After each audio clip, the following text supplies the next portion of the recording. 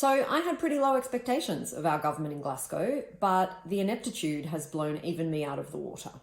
Although, as Nikki Sutter says, Mr. Morrison has a habit of letting problems turn into crises before mishandling them.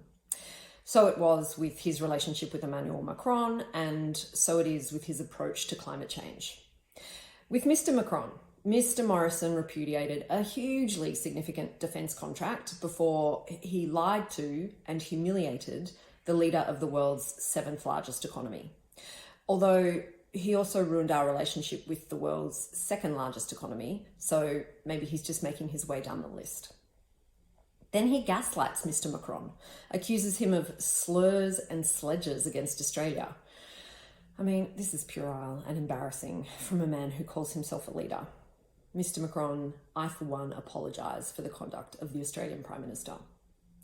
But we all know that the main game in Glasgow is climate. Here, Mr. Morrison seems to think he deserves some sort of a pat on the back for taking a net zero by 2050 emissions reduction target to Glasgow, when we all know that that was just his ticket to entry. Since the IPCC report in August this year, everyone has understood, well, except the Australian government, I suppose, that 2030 emissions reduction targets would be the main game in Glasgow. Taking a 2050 emissions reduction target is a bit like getting to the final day of a test match, needing 300 to win and sending in Josh Hazelwood instead of Steve Smith. I mean, give it a red hot razzle, Josh, but it's not exactly a winning formula.